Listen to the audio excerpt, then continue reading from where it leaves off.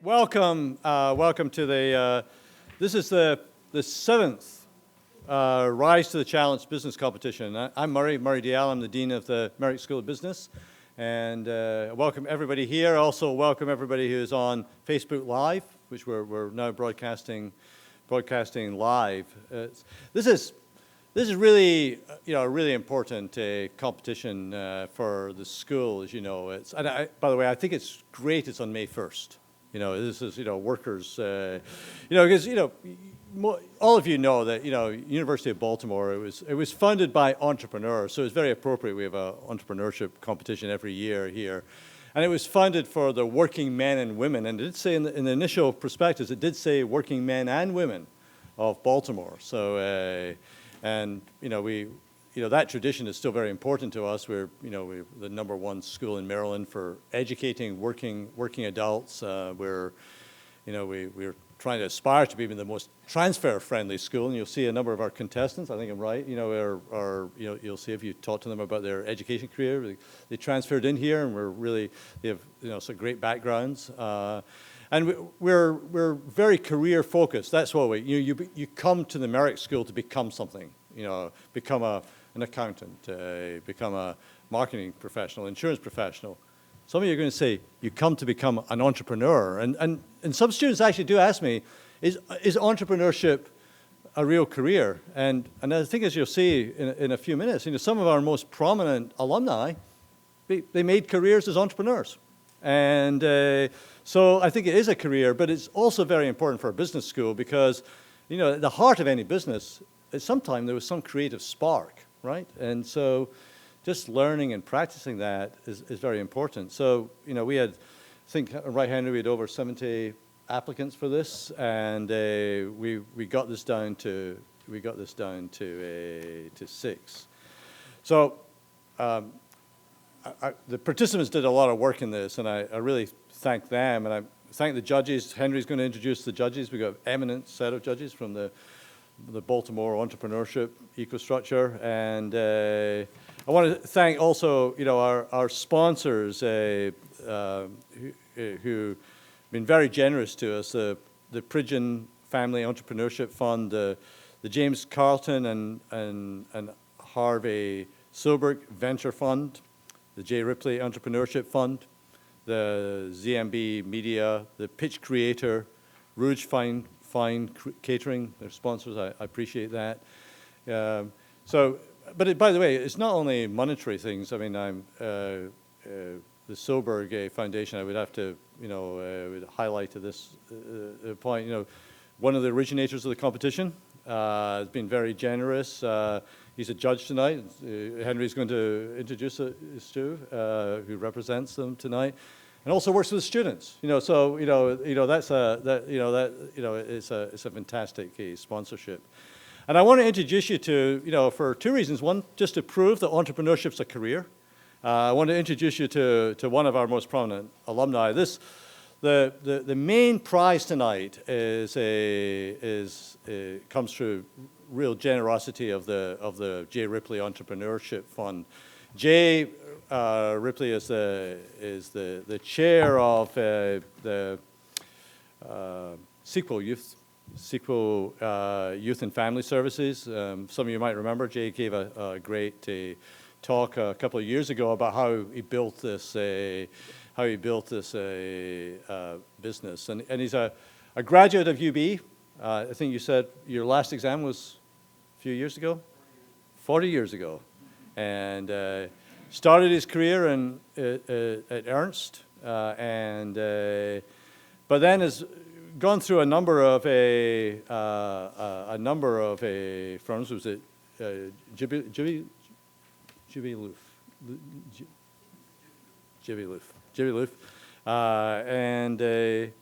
and Precision Auto Care. He's funded his own, burger chain, which I think he sold subsequently, and Sequel Youth and Family Services is a large multi-million business, private enterprise business in providing services for troubled youth across the U.S. and now in Europe, right? So Jay's been extremely generous, and I want to give him a chance just to say a few words, and so you can see a real entrepreneur, and this is what it is. All right?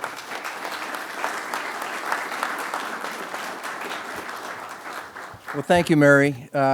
It was 40 years ago, 2 days from now, that I took my last exam here in the Merrick School of Business. I don't think it was the Merrick School of Business. Bobby and I were talking. I don't think it was the Merrick School at that point. But that evening, to celebrate my last exam, I took my then girlfriend, my now bride, Barbara, out to dinner, and I proposed to her that evening. And so we will celebrate our 40th anniversary later this year. She is the woman behind all of the mess that I've created. But she's the good part of it. So I want to show you a picture, if we could. So this is in 1976. When I came here, this was only an upper level school, right? It was just junior and senior. So I went to what was then called Catonsville Community College for the first 2 years, transferred over. This is my very first entrepreneurial venture. Who are the participants tonight, by the way? Can you raise your hand? Let me. Oh, they're not out here yet. Watching you on Facebook. They are? Okay, but my talk is for those guys, okay, for you guys. Thank you for being here, audience. What I'm trying to do tonight is to inspire those that are the finalists here, because this was my very first entrepreneurial venture of many of which failed, and some of which, thank God, did very well.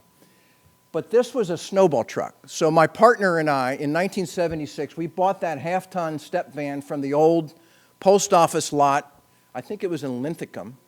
They would sell these old trucks, and we painted this half orange, and the other half, which you can't see, was yellow. And we put a black stripe down the middle. That's my older sister, Kelly, helping me outfit this thing. We put shelving in there. We built our own ice deal where we would put the blocks of ice that we would use with the shaving machine. I still, to this day, we did this all 3 summers between our years in college. So when I was finishing up at UB, I think we were just selling this truck. But to this very day, that is the most profitable business I've ever been involved in. 66% net EBITDA margins. So if somebody wants a really great business to go into the snowball business. Probably the margins are a little bit smaller today. But that was what that's what put it in my blood to be an entrepreneur. So after UB, I went to what was then Ernst & Ernst, now Ernst & Young, which was a fabulous platform from which to go. From there, I went to Jiffy Lube. In the days, many of you will know the Jiffy Lube story here. It was a Baltimore story. A guy named Jim Heinman was the chairman. I went to become their controller, and then I ended up running the eastern half of the country in terms of operations.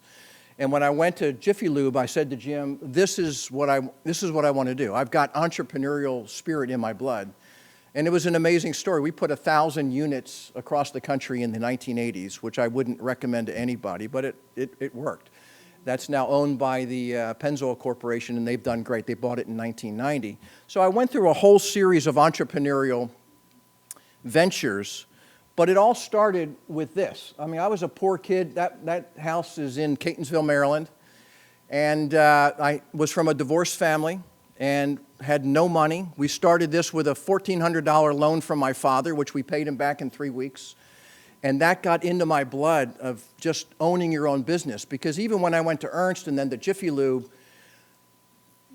I like the idea of taking the risk to hopefully get the reward. Because, if you're just an employee somewhere, which many people are, and they have great careers as employees, but for those of us that are entrepreneurs, you get it in your blood where it's like, I want to take this risk and maybe something can happen. So after a whole series of ventures, including Jiffy Lube, et cetera, 20 years ago with a partner, I started the company that Murray mentioned called Sequel Youth and Family Services. And it was my second time around in what we call the behavioral health industry, behavioral health being mental health and substance abuse. It's sort of the mental health side of healthcare. And it's just been an amazing ride. Today, Sequel is we serve about 10,000 people a day. We have 4,500 employees across the country. It's just, we're this year, our fiscal year will end June 30 in a couple months here, and we'll do about $350 million in revenue. So Barbara and I were the majority owners of that after my partner retired 5 or 6 years ago. We bought him out, and we had this decision to make. What do we do with it? You know, do we pass it on to our kids? Do we just keep it in the family? Do we sell it and have a liquidity event? And we decided for us, because of some experiences that we had seen, that we wanted to have a liquidity event. So a year and a half ago, we sold a majority interest in Sequel Youth and Family Services to a private equity firm at a valuation of $400 million, which was an amazing blessing. We're still the second largest shareholders, and we've just hired our third CEO in the history of the company, who is a person that has a real track record of taking companies our size to $1 billion plus and taking them public. So that's the goal here with Sequel. And my point to the participants, the finalists here today, is it started there. And if it can happen to me, it can happen to you. I'm just a poor kid that had a lot of desire, had an entrepreneurial spirit, was willing to work hard, learned to treat people right and handle people well, which is, in my view, about 90% of business. So I hope to be an inspiration to you so that 40 years from now, you're standing here, and whoever's Murray's successor and Henry's successor can say, hey, this other person gave this money so that we can fund this next award for you. So in a couple final words, that is a 1963 Volkswagen Beetle. When I bought that, I was in high school, and I didn't realize until I got it home that it had holes in the floorboards. So I had to like redo the entire inside, put new carpet and everything. Barbara's father had a 1965 VW Beetle, and he was sort of my inspiration to get this thing. It was just a great car. It went in the snow, it went everywhere. But the funny story is, I started at Ernst & Young, and back in those days, there was no sport coats, right? There was suit and tie. It was white shirts or blue shirts back in the day. It was just after the time when, you know, the guys had stopped wearing fedoras. So I'm driving into work in this little, I hadn't worked enough to get enough paychecks to replace this vehicle yet. So I'm driving down, I think I was right there at Green Street, and there's a gas station on the far right corner. And I remember some young kids had been sitting on our corner the night before at our house. Well, what I didn't realize is they had loosened the lug nuts on the front right tire of this thing. And as I take off, when the light turns green, the front right tire, I hear my car go boom down to the right, and then I see my tire and wheel going before me into the parking lot of this gas station. So here I am all suited up, ready for my day at Ernst & Ernst, and I'm changing my tire, right, of this old little car. So that just shows where I came from. And so I love UB because that's where we all come from at UB, right? We're working people that come back to get an education. We have the desire to do it. And I stand here today to say, hey, if it can happen to me, it can happen to you. Murray, back to you.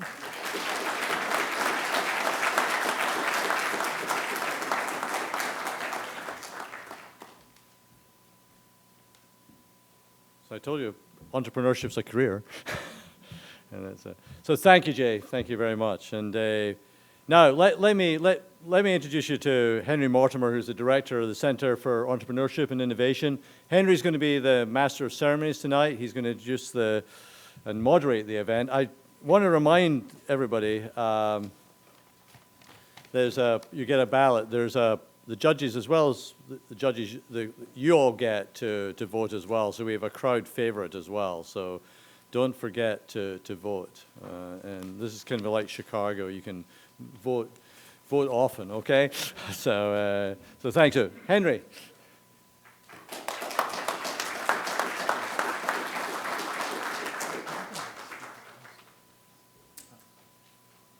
Good evening, everyone. Thank you for coming. Thank you, Jay, for that incredible story. I think the message tonight, if you walk away with anything, is that it can start with a snow cone and snowball from there, right, into entrepreneurship. As Murray said, I'm Henry Mortimer. I'm the director for the Center for Entrepreneurship and Innovation here at UB.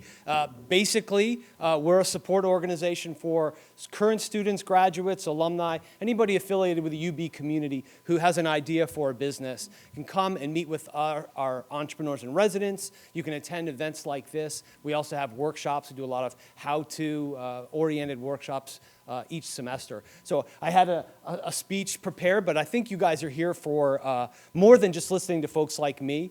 So I'm going to skip my PSA. If anybody has any questions about the center, be happy to talk with you afterwards. And as you can gather already, and now what I am going to tell you about is what can happen to you if you are affiliated here at UB. It really is an honor for me tonight to maybe turn the evening on its head a little bit, because I'm going to introduce you to our keynote speaker, Brianna Billups, who is really the after picture, right? If you assume that our upcoming speakers or presenters are what they're aspiring to be, Brianna has graduated from the eFellows program here at UB, which is part of the Entrepreneurship Center, and has, in the last year, transformed her winnings from this evening. She was the winner of the existing business category, which is actually the Carton Silberg prize money. And she took that seed money and she's really transformed her, it was a small fledgling business, into something greater than that. And so I'll let Brianna tell her story better than I can. But I'd like you guys to imagine that not only in 40 years' time what you can become, but even within a year's time with some help and some finance and some great coaching. So without further ado, Brianna Billups, please.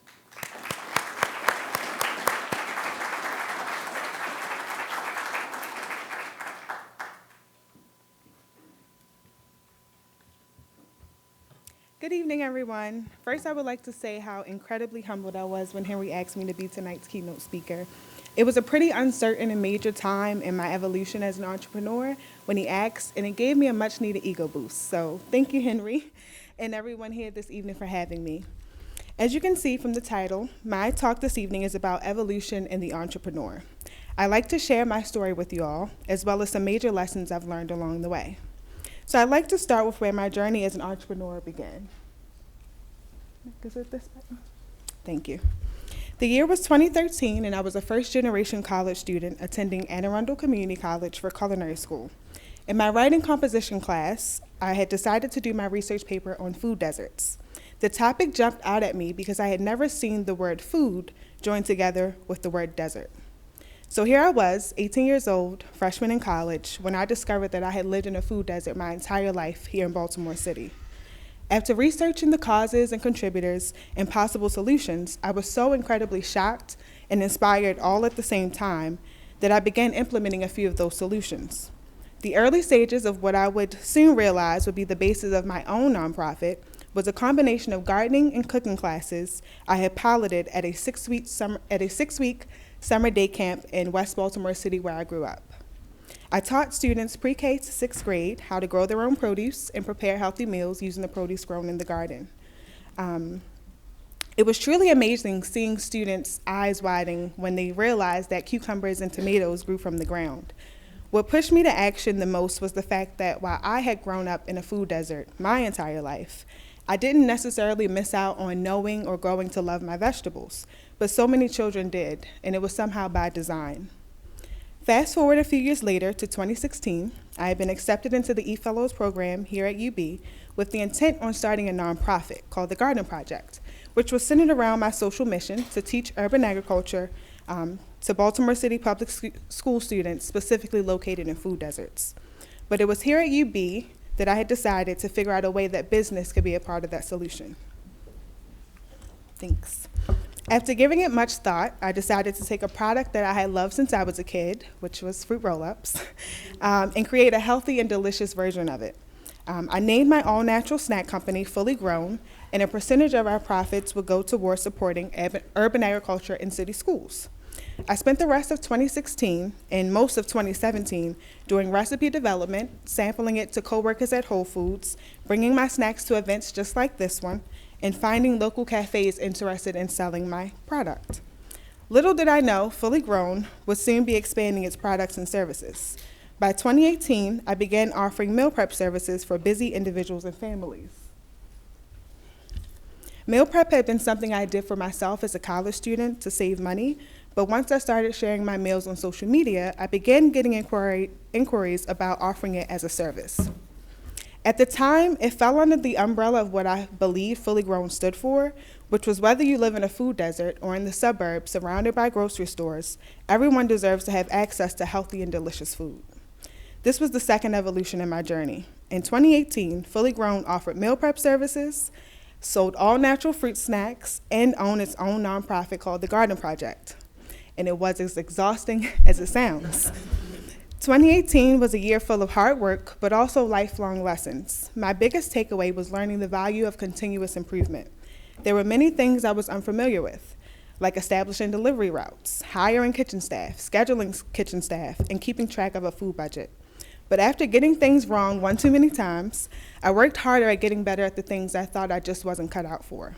By the end of 2018, I realized I had gone through a couple of changes since starting down this path of entrepreneurship. But one thing remained the same, and that was my desire to teach urban agriculture.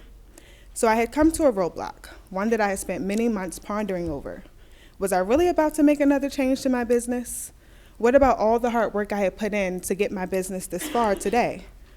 So many questions ran through my mind, but I remembered the last thing I thought was, you started down this path with a passion, and it has taken you this far.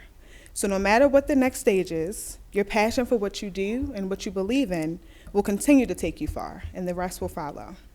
It was one of those much needed pep talks we give ourselves when we're about to take a huge leap of faith, and I have to say it's worked. The beginning of this year brought my third evolution as an entrepreneur. Thank you. Or shall I say revolution, because my journey sure did come full circle. I now stand before you as the founder and CEO of Fully Grown, an all-natural snack company who supports the education of urban agriculture in Baltimore City Public Schools through its partnership with my nonprofit, The Garden Project. My focus is now selling our all-natural fruit snacks direct to customers at local farmers markets. You can find me and my awesome mom at the Rotunda Farmers Market every other Tuesday from 11 to 2 p.m., Pratt Street Farmers Market every Thursday from 11 to 2 p.m., and the Baltimore Museum of Industry Farmers Market every Saturday from 9 to 1 p.m. So I'm also proud to announce that our first partner school this year will be Callaway Elementary School in West Baltimore City, where 1% of all our revenue from snacks will go to launch on-site gardening and cooking clubs. While it has certainly been difficult to let go of a part of my business that I worked so hard on, I felt I would have done myself a disservice if I lost sight of what I was most passionate about. So as I've walked you through my evolution as an entrepreneur, I hope to leave you with 3 key things. Embrace the evolution. We only get better with growth, and some experiences in business or life in general will help us do just that, grow. Remain focused on continuous improvement. As we evolve, we should be able to take what we've learned to become better at whatever it is we choose to do in this life. And lastly, always follow your passion. It is what will get you through those late nights and early mornings. I like to close with a quote from one of my favorite entrepreneurs, Madam C.J. Walker. Don't sit down and wait for opportunities to come. Get up and make them. Thank you, and good luck to all the contestants.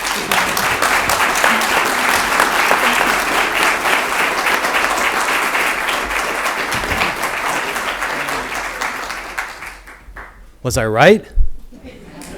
What an amazing transformation, what a story. I honestly have to say you really are fully grown now. Congratulations.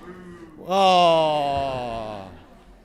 All right, no more speeches. I know why you all are here, right? Let's get on with the competition.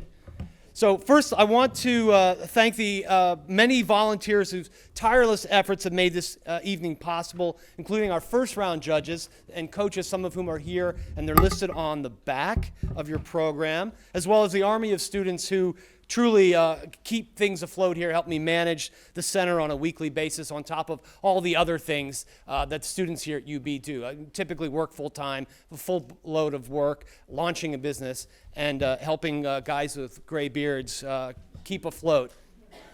And then I'd also like to thank and introduce our judges for tonight. So quickly, because I know we want to get on with it, when I call your name, please wave or stand for the audience so they know who's here.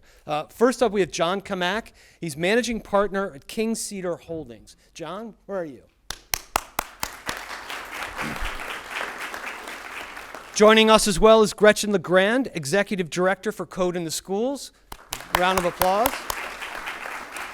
And then tonight we're blessed with 3 alumni judges. First up is Takia Ross, founder of Accessmatize, 2011 if I'm correct, right?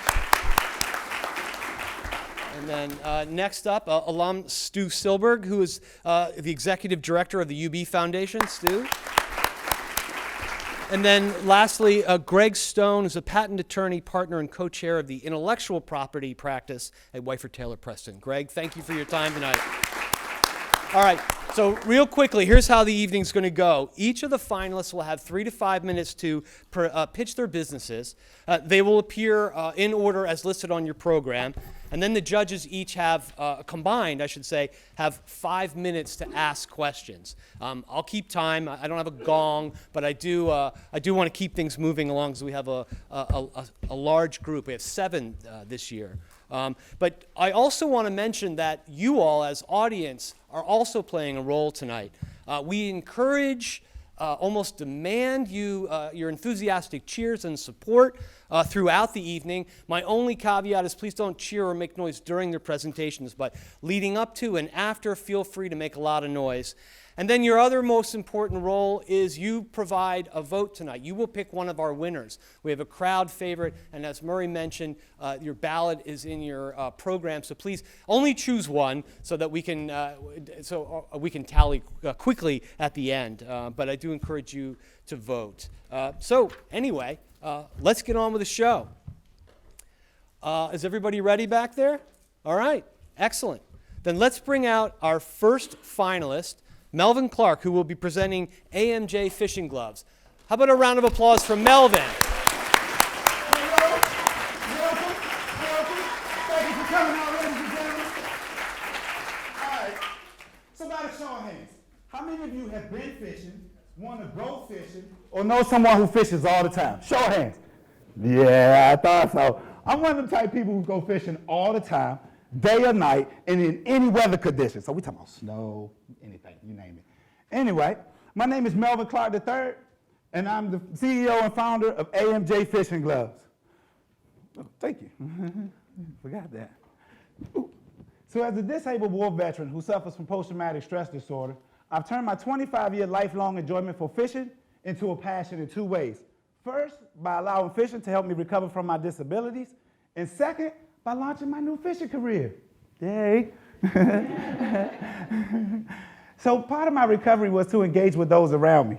And here is where I discovered, you guys, here's where I discovered that many sport and recreational anglers are faced with the problem of finding high-quality fishing gloves that can protect from fish, knives, casting, baiting, rigging, and that's durable in any weather condition.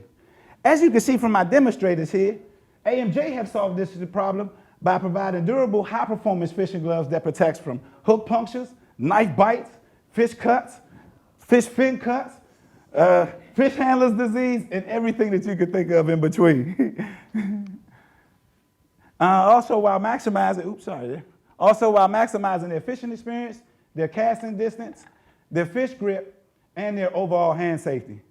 So as you can see, my competitors like Glacier Glove, Gill, and Fish Monkey, they offer similar products, but nothing, and you guys, when I say this, nothing compares to AMJ fishing gloves. So our total addressable market of sport and recreational anglers had a total estimated number of 46.2 million, and given our wholesale number at $25 per pair, we estimated the value of this business to be at over $1 billion. Come on, work with me here. Given our revenue model and financial projections, we plan to use 3 revenue models, starting with our sport and recreational anglers.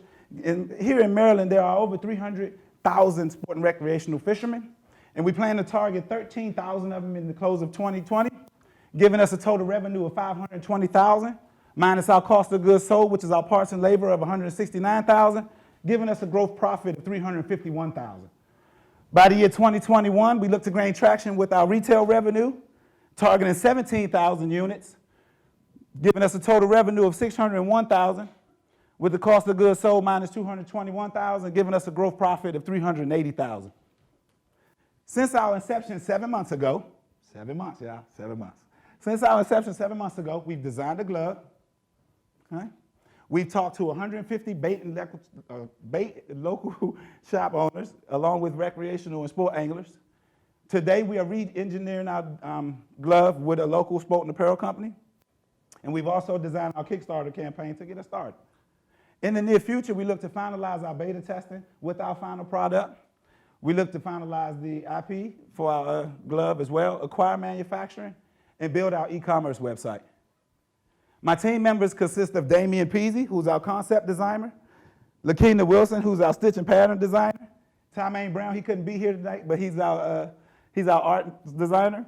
My advisors consist of Jim Linsenmeyer, Kim Malone, Justin Shelby, Under Armour, Kevin Fulmer, and Karima McClendon. When we hook the big prize of $15,000, we plan to use it as follows: $6,000 to IP and legal services, $2,000 to research and development, $3,000 to developing our e-commerce website, and $4,000 will be retained for our working capital and growth initiatives. And with this round, we look forward to advancing to our next milestone. So now I must ask, who's ready to hook a big one with AMJ? That's what I'm talking about. Who's ready to hook a big one? Yeah. Who's ready to hook a big one? Would you like a shirt? Would you like a shirt? Would you like a shirt? Would you like a shirt? Would you like a shirt? Any more? Who else ready to hook a big one? You got some more shirts? All right, thank you. Thank you, Melvin. Judges, it's time to open up for questions. Who has a question for Melvin? Anyone want to start? Greg? Melvin, tell me more about your competition. So you've identified 3 folks that are out there that have competitive gloves. How do you differ? Actually, sir, I've actually found 9 people in comparison. And how I differ is because I offer things that they don't, like water resistance. That's one thing that they don't offer. Being safety, like as you saw with my demonstrators, they were able to stab themselves in the hand with the knives. You can't do that in no other glove. You've seen them actually go across their hand. As you've seen with Mr. Damien, he put the hook right through his finger. That's how we differ. We really provide overall hand safety without you having to worry about nothing while fishing, even from the water itself. Go ahead. And then for your customer base that you've identified so far, are fishermen in Maryland buying product from those competitors now that you'll displace some of? Yes, sir, but not as much as I thought they would be because of how they offer and they product them gloves out. They don't offer everything that a fisherman or angler needs. That's where we come in. Thanks. Yeah, great presentation. The question I would have is, how do you compete in an online market where you're dealing with people that will use your invention, your idea, your concept, and they go online and purchase a product at a better price? Okay. So what we plan to do with that, sir, is drive our people from our Facebook and our Instagram and our Snapchat pages and drive them right to our e-commerce website. And from there, that's how we're going to start our base. So that along with also going out into the market, talking to folks and, selling them right to you. Okay, thank you. Any more questions? I'm not a fisherman. So how often would a consumer purchase your product? What is the lifespan? So is it 1 glove a year? Is it, 2 gloves? Like how do you know the lifespan of your? So presently, we're still trying to determine that. Like we just developed it 7 months ago. So we're still trying to see how far and how long they'll last. As of right now, they're lasting up against everything that we've done so far. We've really gone really hard into fishing. I'm talking about casting hard, and when you go out to the atrium, you'll see some of the rods and the equipments that we use. But until we really go into some years, we won't know until actually get some traction and some time behind it. Thank you. Any more questions? So Melvin, I am a fisherman. Yes, sir. I want to know where your best fishing hole is in Maryland. So to be honest, my best fishing hole is Mattapique. All right. That's right off of 50. We're going to talk. So, Okay. I am a serious fisherman. So I think promoting your gloves is a question I have. Okay. And have you had any of the, pro bass guys try your gloves? And first of all, pro bass fishing is a real sport, right? It's a real sport. So are they wearing gloves when they're out competing? So what I did was I actually went and talked to a few friends of mine who sport, an actual trophy bass fishermen. Like Yeah. They do it for the sport. And I asked them to just try it on. Tell me what you think. Tell me some of the problems that you're having. Does this fix it? Like, does this work for you? And that's how I got to know them. Would any of them give you an endorsement and wear the gloves? I haven't went that far as to asking because we were just in the customer development Yeah. phase, let alone just designing the glove itself. And then have you gone to pro bass shops and looked at shelf space and things like that? Actually, yes, sir, the one right here in the Rundle Mills. And actually Yeah. talked to the general manager there and kind of not just asked about shelf space, but kind of see what their margins was and everything else because I just wanted to kind of get real close and personal with my business. Yep. All right. Any more questions?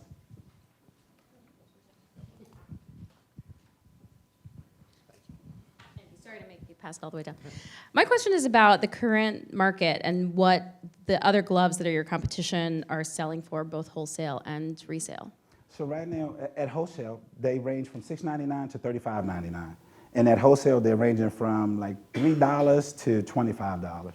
And that's the wholesale. And you said your product is around $3 to make. Yes, so ma'am. there's the potential for a big margin there. Great, thank you. Any more questions? Great, all right. Thank you, Melvin. Thank you, everyone. Thank you. Thank you so much. Come on, come on. All right. Thank you, audience. Thank you, Melvin. And like I said, you're not going to be you're going to be impressed tonight. You're not going to be disappointed by the variety and skills that these presenters are bringing to the table here. And we're going to go from fishing to Casey Loeffler, who will be presenting lightning cycles. Bring a round of applause for Casey.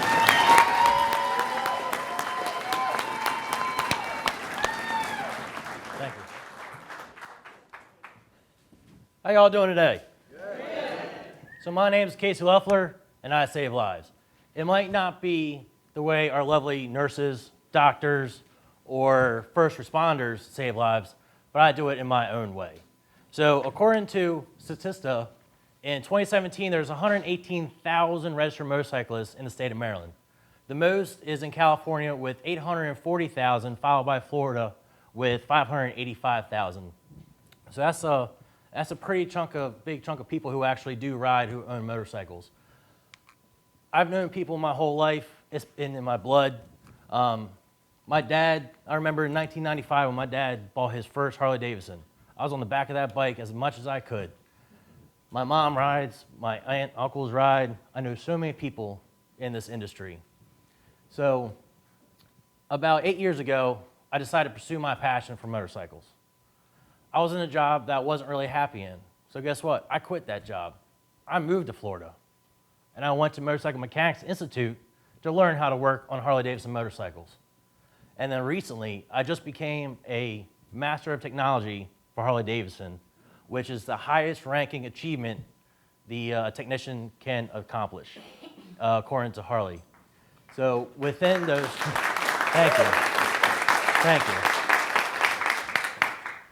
So the problem is a lot of people face are taking their bike to get a simple oil change, these services. It takes days and or weeks just to get an appointment set up with these dealerships.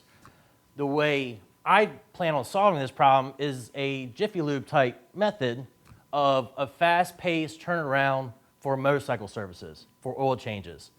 I also plan on making sure that each and every one of my bikes that come through my shop will be looked over 100%, make sure everybody is safe to ride, because if someone's father, mother, aunt, uncle, son, daughter, whoever is riding these things, that's how I save lives, is make sure that their vehicle is working on 110%. So the shop I had in mind, it was, like I said, it was like a Jiffy Lube type system. I do plan on having a pit in the ground, but having a crate over it. That way there's a 55-gallon drum in the pit. That way when the technician drops the drain plugs, the oil will go into a funnel and feed into the 55-gallon drum. That used oil I plan on using for a used oil heater to help run the shop in wintertime on the colder days to save on the utility bills. There will also be other lifts in there for motor upgrades, parts and accessories, or to diagnose poorly running motorcycles. The top middle picture, I just got done working on at my work at Baltimore Harley, $30,000 parts and accessory upgrades, and he paid in cash. So people are out there that are willing to spend the money to accessorize their vehicles, and there's plenty of profit in the industry. The bottom right picture is what my garage looks like in the summertime while I'm not at school. So, like I said, the shop I plan on using will be about $50,000 for like a startup cost. The thing is, I already own a tire machine. I already own a balancer. I already own 3 lifts. I own a full set of tools at work. I own another full set of tools at my house. I pretty much have all the hardware needed to make this business, Lightning Cycles, reality. The startup costs will include phones, computers, IT, software, getting the startup, getting the software side of things up and running. Marketing, I would use social media platforms, mainly Twitter, MySpace, Instagram, and word of mouth. Word of mouth is a fantastic and best way to make this industry, the way this community works. The other thing, so with 2 technicians, including myself, 2 clerical staff part-time, I projected with be $603,000 in revenue. After the overhead and labor costs, your operating profit would be about $306,000. Then, of course, Uncle Sam wants to get his cut, which I figured would be about 40%. So you're left with a net income of about $183,000, which is about a 30% net profit ratio, which isn't too bad. The thing with this model is it's scalable. 3 years, $1 million revenue, 5 years, 2 shops, 10 years, multiple shops. Whether it might not be in Maryland, it could be in California, Florida, where you have more people who ride. You have more of a target market in those other states. Another aspect I did not put on here is a web-based subscription service, kind of like GuitarGate, which a lot of you guys know about. Doing how-to videos of how I can show people how to maintain and work on their bike safely, effectively, and also there will be a forum concept on the website so people can talk to one another. So that way, if people cannot potentially bring their bike to me for whatever reason, I can still help them be safe on the road and still collect revenue. Thank you.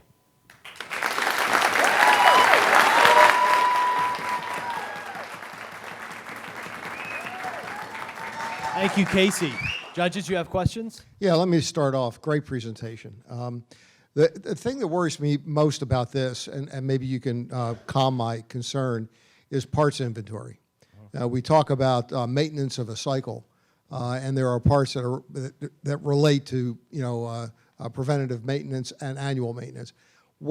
How will you handle your parts inventory on so many cycles from Honda through Mitsubishi all the way up to Harley? Well, most likely I would try to focalize, like, my main clientele right now is Harley-Davidson. Even though I will be able to cater to other motorcycles, it would try to have just a bare minimum stock of inventory on hand, and then with more repeated customers, I'll be able to then determine which bike comes in more frequently. That way I can determine which inventory level to stock more frequent than the others. Okay, thank you. Hi. I know nothing about motorcycles. Let me put that out there first. So I guess I'm trying to understand the market a little bit better. There's 118 approximately motorcyclists in Maryland, you said, right? Yep, in 2017. So what is the sort of maintenance life cycle for each one of those riders? How often do they have to get an oil change? What other things are they getting done in a shop? So, like I said, my primary is Harley-Davidson's. They get service every 5,000 miles. The average rider usually is about 3,000 to 4,000 miles a year. So most likely it's about, if the average rider is about once a year. I do know people who ride 10, 15, 20,000 miles in 1 year, a lot of upkeep. Every 10,000 miles is usually spark plugs for Harleys. You also have top end maintenance. Also tires are a big selling point too. Everybody needs tires. It depends on the type of tire that they use. Some can last 15, 16,000 miles, others can last 9,000 miles. So there is roughly, depending on the rider, but the average rider is probably about maybe 1 or 2 oil changes a year.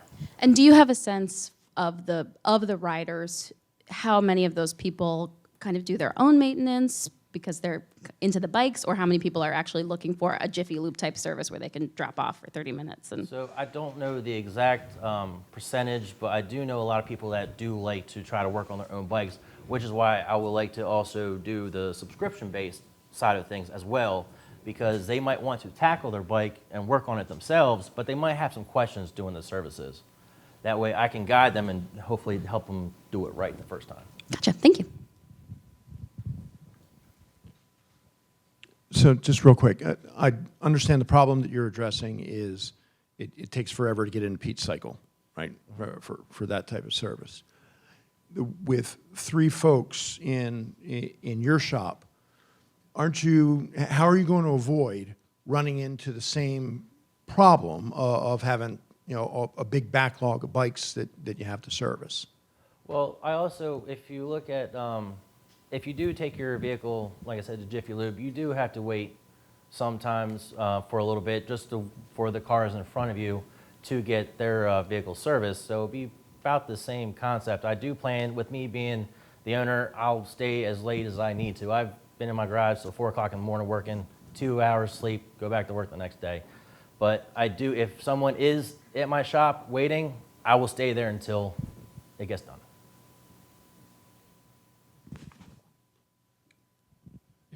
So where my thinking's going is the density of potential customers. So you got 117,000 motorcycles in Maryland, right? Yes, sir. What percent are Harleys? I do not know the percentage of Harley. Yeah, so it's a big brand, so it's going to be pretty high. But then you got to also factor how far people will drive to come into your shop. So it's like, what's your addressable market within an hour of your shop, right? And my question would be, can you kind of work back to that to see if there's enough customers there that you can staff up the way you did in your proposal? And then the other way, if I turn it around, I can look at addressable market, and there's a market there to support your business model. But then I'm interested because you showed kind of a financial forecast, which was pretty impressive. How many cycles do you have to service over the course of a year to hit your top line? That would be 2 technicians, including me, each billing 2,080 hours, which would be $208,000 per technician. With, like I said, with me working nonstop throughout the night, that would be 4,160 billable hours or so. So that would be, I'll be selling those hours and trying to stay late as possible. That also includes other services as well I can provide. Yep, okay. So it's whether the number of units of sale and service you got to do can be supported by the addressable market. I'd love to hear from you on whether you think, where, are you going to set up where in Maryland you're going to set up? Right now, I would probably set up in Harford County and Cecil County, because the only Harley dealers and shops around there is Pete Cycle in Bel Air, Eisenhower Harley Davidson Darlington, and Baltimore Harley down off Route 40 in Rosedale. There's not any other motorcycle shops around there, but yet there's a wide variety of people in Cecil County that do ride, and I don't want to say all of them, but I do know a bunch of people that do ride. So I'll probably an area that's a little bit away from the dealership. That way they can also enjoy what I would like to do would be in a destination shop, somewhere to go for the weekend, hang out that way, and then also get your bike worked on while just hanging out. Sounds good. Thank you very much. Great, thank you. Thank you, judges. Thank you, Casey. If only we knew somebody in this audience who worked at Jiffy Lube, maybe we could connect you with them. All right, our next presenter for Aspiring Business is Kevin McHugh, who will be talking about Bloombox. Have a round of applause for Kevin.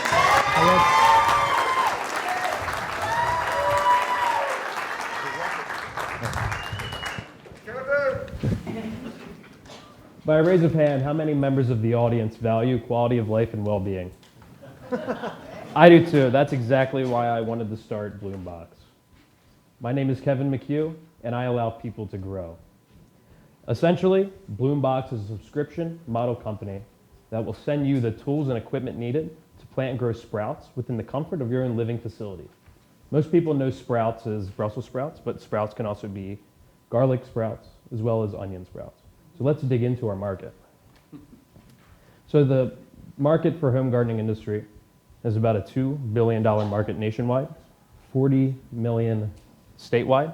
But our target market isn't necessarily in this market because the people we are targeting are people aged 20 to 30 in apartments, as well as people over the age of 65 in retirement facilities. So, with that being said, let's move into our model. Why the subscription model? Not only do we believe the subscription model will propel our business for success, but according to Harvard Business Review, the main reason startups fail is because they lack adequate cash flow. We believe that we can use our subscription model to propel ourselves for success. So what exactly are you going to find in a bloom box? Essentially, when you get a bloom box, you'll find the planter, you'll find the seeds, you'll find some 3D printed tools, as well as printing material. But the number that I do want to point out is our price point, $19.99 a month. When we interviewed customers the last few months, predominantly those in living facilities, elderly living facilities, we found when asking how much they would pay for the service, $20 to $25 a month, which is our price point.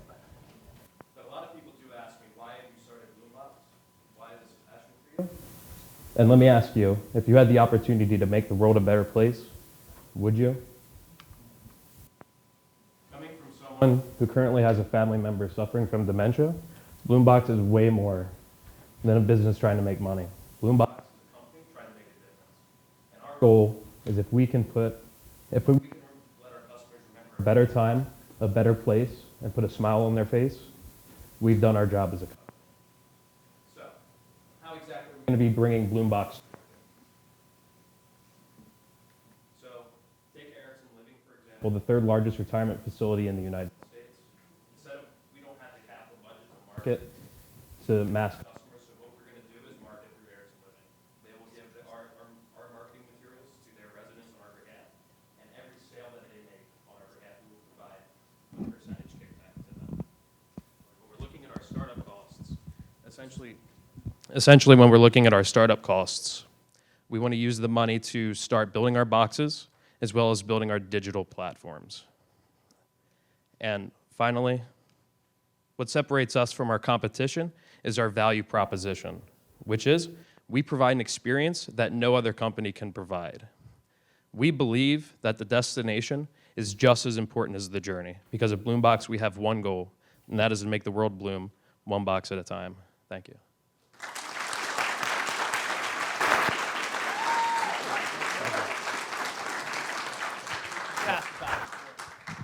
Thank you. Judges, questions? I have a question, yes. So this is awesome. I love sprouts and I love growing food in small spaces. So I have a couple questions that I'll try to get to really quickly. My first question is around how the box works when somebody gets it. What kind of setup do they need to have at home to make the sprouts bloom? Thank you. Great question. So the great thing about Bloombox is it doesn't take up any space pretty much whatsoever. So the way it'll work is you'll get your box, right? And you'll have your seeds. You just put them in the dirt and you watch them sprout. You watch them grow, which is a psychological benefit to watching things grow in your own living facility. And, you know, we provide the opportunity that they wouldn't have gardening any other way. So, sorry, more specifically, what kind of lighting do they need to make that grow? Are they going to need artificial lights if they have a north-facing window, or?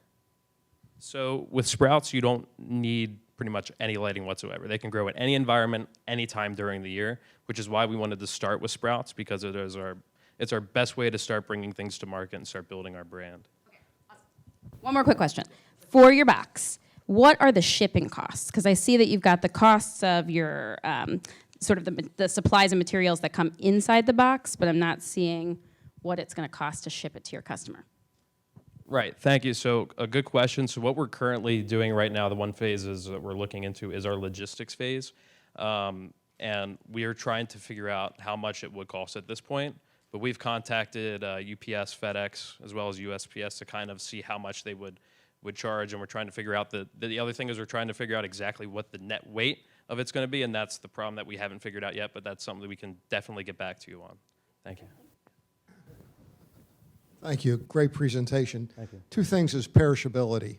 you know, you're dealing in product that has a life cycle. How will you deal with the inventory of that life cycle if it doesn't sell? And the second question, so that it's almost like a political thing, you handle each question. And the second question is, when you're dealing with Sprouts, what is your next product? You know, and how much will you be able to add to this product base to entice people to go on a monthly basis? So thank you for those questions. First off, for the life cycle of sprouts, sprout seeds can sprout anywhere between 6 days to a week. So they can be used right away. In regards to our shipping and packaging them, they don't sprout until you really, I guess, position them for sprouting, which putting the water on them and putting them in the dirt, and we will provide the material of how to do that. It's really easy, really simple. And the second question was variety. So yeah, so one thing we just wanted to make sure is our first year, we just wanted to do sprouts, keep it simple, have as less inventory, but what people would want. For the future, we'd love to do more seasonal and regional-based material. So for example, for Christmas time, you would get some poinsettias, or in the springtime in Maryland, you might get a tomato plant. And so it's definitely things that we're looking in the future, but it's just right now we're starting with sprouts, but we're definitely thinking of ways we can expand our brand and products in the future. Any other questions, judges? So it seems subscription boxes are really, really popular right now. I'd question how you're going to maintain a competitive advantage if you're having success. Folks that are subscription seed services, I would think would create significant competition. But you know, something that's triggered for me is the Bloom box and the brand that you have, and then some of the things that you were saying in your presentation, little catchphrases. Really good on the marketing and branding perspective.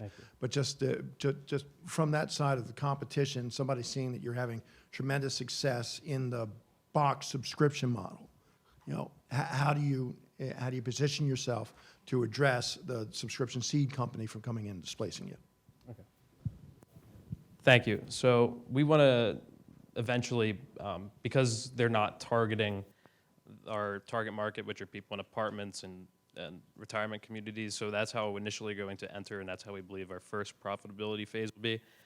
In the future, again, we want to be more proactive instead of reactive. So we want to make sure that we come up with products that other competitors won't necessarily have, or membership opportunities, as well as we want to do tier systems eventually. So we'll have like so eventually maybe your first phase will be Sprouts, right? And then you could upgrade to a platinum level with more opportunities. But you know, we want to do as much research as we can into how we can differentiate ourselves from our competitors and future competitors. Yes, thank you. Great. I think she had more questions. How do you deal with people who can't sprout? Who can't sprout? Yeah. So that kill like live plants and things. How do you deal with those people? See, they're here. People that can't grow. That just Okay. can't grow. All right. I'm just saying. Yeah. So the one thing we had is printing costs. So one thing we wanted to put in our box was just basic material that'll tell you exactly step by step how to plant it and how to grow. And one thing that we're going to eventually implement is if it doesn't grow or nothing happens, we'll send you another box. So you know, we want to turn your black thumbs into green thumbs. That's another goal of ours. Yep. Thank you. Thank you. Thank you, Thank you. I think the trick is over right. Super. All right. Okay. Excellent. So we are now rounding out our aspiring business category group with Nicole Street, who will be presenting premium RV repair and maintenance. Round of applause for Nicole. Oh, come on, you can be better than that. Yeah. This is not easy, people.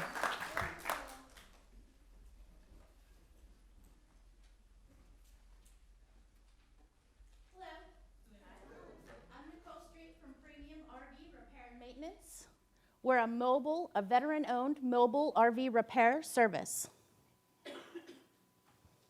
Imagine you purchased a $25,000 vehicle and your first road trip it breaks down. It's 10 o'clock Saturday night. You cannot get a hold of the dealership. When you get a hold of the dealership the next day, they tell you it'll be 3 months to get it fixed.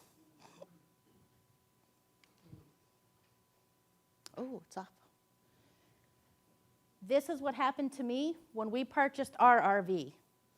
Our first outing, the freshwater tank wouldn't empty, so we emptied it. 40 gallons of water filled up the belly of our RV.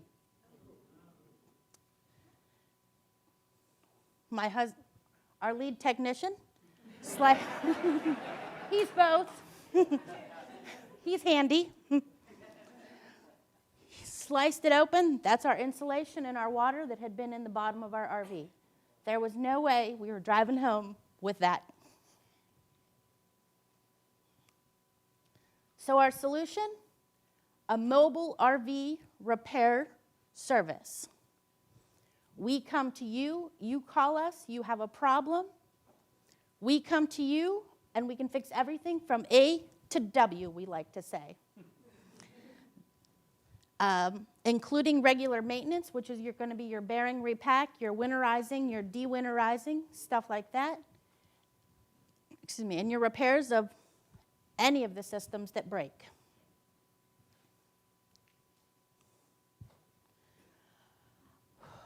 Our average customer is the part-time recreational camper.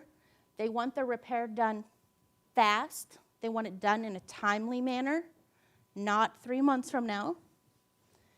And they're willing to pay for that fast response. We're estimating around $3,000 in revenue per year currently. I'm sorry, I keep hitting the button. We're starting out our low end at 300 customers a year. That includes the repairs and the maintenances. And our low end for just the maintenance, the yearly maintenance, is 300 for a total of 105,000 a year. High end, the RV Industry Association says the average camper is 49 and a homeowner, and 11% of U.S. homes own an RV. The number of Maryland householders, 45 to 54, 369,000, are 11% times, we're estimating 3,000, which is your regular maintenance and a repair or two, and we're looking at 122 million high end. Our secret sauce is over 40 years of camping experience, and of course our adventures with our own RV. Our first night, when we had that one issue, we had 17 other issues that we had to fix ourselves. So we have plenty of experience. Well, he has a lot of experience. I hand him the tools. Competitors, I'm not sure why this is so wide. Area competitors that I was able to discover, and this is after some serious Google searching, is Mid-Atlantic RV Repair, Jim Donnie's RV Repair, and then of course we have a couple of dealerships here in the area. Our biggest selling point is that we'll get to you quickly and we'll charge you fair prices. Our other selling point that I don't think anyone else can offer is because I'm a veteran, we have base access, which means Aberdeen Proving Ground, Fort Meade, and down at Pax River. We can get on there as well. Our team, our lead techs up top, myself co-founding, and our little baby, because I couldn't argue with a 3-year-old. Milestones were cut off. 2016 is when we took our first camping trip. I started looking into if other people were having this problem. It does seem to be a nationwide issue as far as dealerships taking an extra long time to fix your... February, I started ENTR with 300 with Professor Rosado up there. I'm going to point him out now. We're hoping to launch in the fall at the RV show with promotional items like Frisbees for the dogs and can openers or something that the average RVer will have available to them. They'll have our name and number handy when something goes wrong, because something will eventually go wrong. And our end goal is ultimately to franchise into other states and expand. We're targeting a $10,000 use of funds, basic supplies, marketing, advertising, booth fees for the RV shows. We're anticipating the majority of our excitement is going to be circled around the RV shows. It's a very niche community, so we're hoping to gather steam where we can. We're also looking at 4,000 other growth initiatives and working capital, and $1,000 to get up to the recent RVI certification training standards. Any questions? Great, thank you, Nicole. Judges, do we have questions? You mentioned that you were going to be providing mobile services. Yes. So what is your area? What is your radius to be able to get to an RV? So an RV has to be in a certain mileage for you Correct. to be able to get there quickly. So what is your mileage radius from where you will be stationed to be able to get to your customers? Because the majority of our camping so far has been at the military campgrounds, my initial thought was APG down to Pax River. However, it was pointed out by our tech that that wasn't a big enough area. Ideally, we'd like to grow to include all of Maryland with a set. We're finding a large number of campgrounds in the DC area and down Ocean City, Eastern Shore area. So what ideally we'd hope to set up is Mondays will be in this area for maintenance, Tuesdays in this area, and then answer the emergency calls as needed.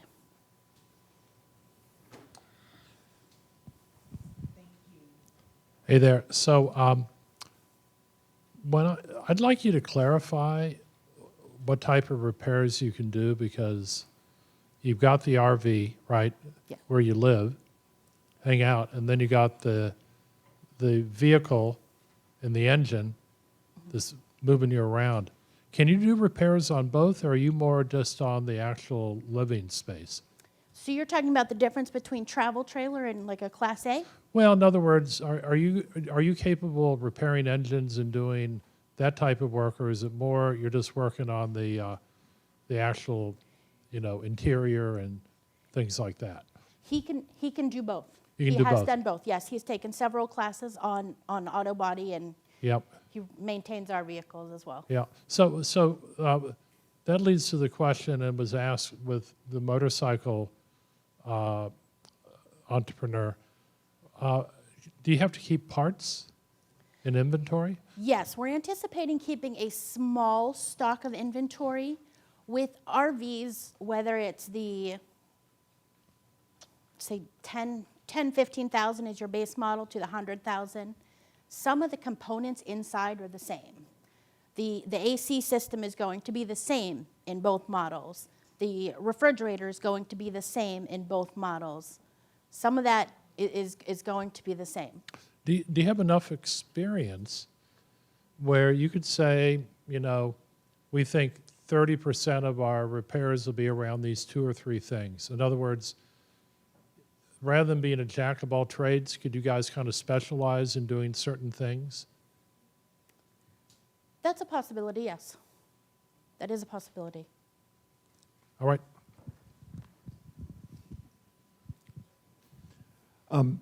I don't know the RV community at all. So if you're traveling in an RV, how far do people go?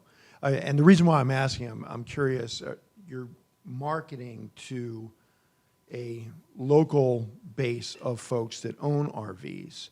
Are they the ones that are going to actually be in your service area, or when they take their RV out, do they go to upstate New York or to Georgia, and you've got folks from out of state coming into Maryland? And if so, how would you market to those out of state folks? How would we market out of state? I mean, particularly, our- I'm most curious about, tell me about the RV community. Do you travel to other states, or is your customer base going to be folks in Maryland? Both. Ideally, what we're aiming to do is the crowds that attend the RV shows here locally. However, we've also been contacting local campgrounds to have our name as the preferred, hey, something goes wrong, call these people. And we're in talks with that right now. Thank you. You're welcome. Just as a idea, the area of Bethany and that whole Delaware market is wide open to RV and this kind of enterprise. I think you do exceedingly well if you looked into that area as well. That's also something we considered given the proximity. So I have done some RVing actually, but I don't do a lot of it, but I also own a house where things break a lot. So I think that this is a really interesting idea. My question is around the revenue model that you have set up here. So 50% of total revenue is pay for service recognized by month, you say, right? Are you talking about like a subscription model where people are paying you a monthly or quarterly sort of, retention fee, and you come out and do the maintenance for them for that, and then there's added things? Is that what that? One of the ideas that we had floated was the idea of, essentially a subscription. We'll do this, and this service for you for this year, and with a small discounted price. What is the frequency, would you say, of the average RV owners? Like, do they need something done quarterly, like the winterization or the springerization or the whatever it is? The de-winterization. Yeah, that one. The springerization. The winterization and the de-winterization, of course, once a year for each of them. The bearings repacked, the roof needs to be looked at. Obviously, it's under trees a large amount of times. Stuff like that, we had considered putting into a package type deal. So you could have, I'm asking because I've noticed recently all of the people that come to fix my house have set me up on this quarterly model where I pay them $150 to $200 every quarter. They come out and perform a very simple service, and then they find other things that are wrong that cost me more money, which I find to be a very good model for them. So I'm just wondering if that's similar here, because I think that your market, while there may not be a huge number of RV owners, they are tend to be people that have the money to spend on those repairs, I would think. RVs are not cheap to purchase. So that was my question. Thank you. Great. Thank you very much. Thank you, Nicole. Well done. So we've come to the 7th inning stretch here. If anybody wants to stand up and stretch a little bit until we are ready for our next presenter, you can do so. What do you guys think so far? Impressive, right? It's not really hard to see the transition from before to after here at UB. All right, so we are prepping our next presenter here who, as you can see, has wardrobe malfunction. All right. And I want to remind everybody that after this is over, we do have food out in the lobby area, which we encourage you to come out and partake of that and meet with each of the presenters, hand out business cards, etc. But don't go anywhere yet. We're not done. All right, next up, we have in our existing business category. All right, can I get your attention? The 7th inning is over. John Denver has sung his song. The batter is taking the box. Ladies and gentlemen, let me introduce Karima McClendon, McClendon Bridal.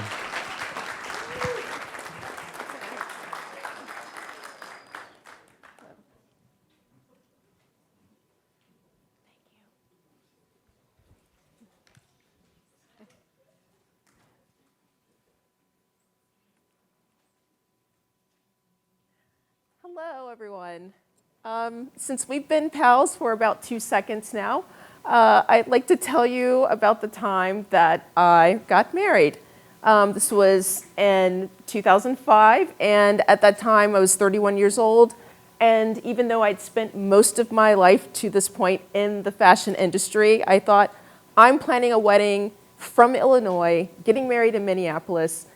I can't sew my own gown. So I went through the whole process of wanting to go and say yes to the dress. And it was a disaster. I went into the bridal salons, and every store that I went to at the time had that corset look, and so it looked like you were wearing lingerie with a skirt attached to it, and I could not have my cleavage at age 31 up to my nose. And so that became a problem, and I realized at that point that it was a problem for me. It was probably a problem for other brides, and as I've gone along in life and talked to other brides that were my age or older getting married, it was a problem. And the problem is that there are no gowns that are suitable for an older bride's aesthetic. We don't want to wear gowns that are basically mother of the bride gowns in white. But we also don't want to wear anything that's too showy. And so most brides that were in my position, when they go into a bridal shop, they just throw their hands up and either settle for a gown that doesn't really suit their aesthetic, or they take out, buy a gown that's the price of a small car, or you just give up and have your friend make it and hope for the best, and it usually is not the best. Luckily, I knew from working in the bridal industry who to go to for sourcing and to embroider my gown and to have it made, and I knew that it was going to be a quality garment. But over the years, I found that this was such a problem that this could be a solution for the stores, because the stores just don't know that this is why brides are not buying their gowns in their stores. So what Karima McLinden Baltimore aims to do is to fill this gap in the retail stores of supplying gowns that are sophisticated but not matronly, and we would make the gowns here in the United States, namely here in Baltimore, and using silks and embroidery, and provide a gown at a reasonable price, somewhere between $1,900 and $4,500 at the top end. That's retail. So our market, our business model is twofold. First, when we sell the actual samples to the stores, that's where we make money. And these are the ones that you see when they're hanging in the shop when you go by. That's the actual sample that was sold to the store by the designer. So we would make money there. We figured we can sell 6 styles per year or 3 per season. On top of that, every time a bride says yes to our dress, that's another source of revenue. And so between those two, we figured that for each store that we would make $101,500, but take away our expenses, and we figured we can net $49,300 per store. Now, to put this in perspective, the bridal industry is a $3 billion industry. It has over 6,000 stores, and we're only aiming to capture 1% of that market. And so even with capturing 1% of that market, we feel that we could, with 62 stores, make $3 million per year with those stores and create 15 jobs here that are in Baltimore of stitchers who are with the living wage. So right now we are finishing our capsule collection of 4 gowns. You see 2 right here. And through September, we are doing a soft introduction to stores that are in the Mid-Atlantic region. I've already established a relationship with Gambardella. As a matter of fact, Brian Rogers, who is one of the co-owners of Gambardella, is one of my mentors, who's guiding me in the right direction of how to sell to my market. And beginning in October of 2019 is when we will start doing a soft rollout via trunk shows in the Mid-Atlantic region to introduce ourselves to these stores. So now I have competition, of course, but what I do better than my competition is that I can provide a gown in 8 weeks' time with the median price of under $5,000. My next competitor, Soray Nuri, her gowns take 12 weeks to deliver, and if you're wanting a gown from Berta, I hope you have $15,000 and 6 months, because you will be waiting for a slow boat from China to get your wedding gown. Most people don't have that kind of time. Should I win this competition, most of the money will be spent for working capital to help get us into trunk shows, take care of travel, hire a part-time seamstress to help me with the initial launch. And also, we need to purchase a plus-size dress form because that takes a particular fit, and it's a very special fit, and we need a specialized dress form to be able to offer gowns for brides from size 18 to size 24. My experience is that I have over 20 years experience in the fashion and beauty industry. Notably, I am a protege of Arnold Scazzi, and I'm not sure if you're familiar with him, but he has dressed some Oscar-winning actresses. In addition, I consulted for a company called Nikki Versace Lingerie based in the United Kingdom. And in addition to myself, I have a team of mentors. I see you, Jim Lindenmeyer, who has helped me tremendously here at UB and gotten the business to where it is now. And so that is everything about me. I would welcome questions, and thank you so much for listening.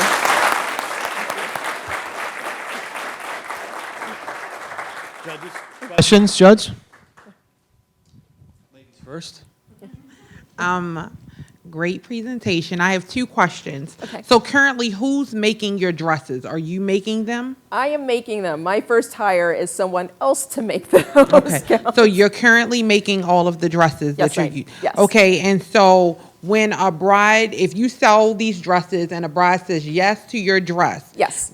Are each one of them then made? Yes, and it's made to her measurements. And so if she wants her gown in a size 12, we will adjust, I adjust the pattern so that it arrives to the store in her size. Okay. So with 62, if let's say you hit your number. Yes. At 62 stores. Yes. Right? And let's just say one bride picks one of your dresses, right? That's 62 brides. You are going to be able to deliver this dress in that time frame with 62 brides. Yes, in 8 weeks, yes. So it's a schedule. So for instance, the dress with all the embroidery, from the time the bride places their order, the first thing we send out is the embroidery. So while the embroidery is being completed, we're doing the grading for all the sizes that all the brides want and doing all the cutting and making the dress. So when that embroidery comes in,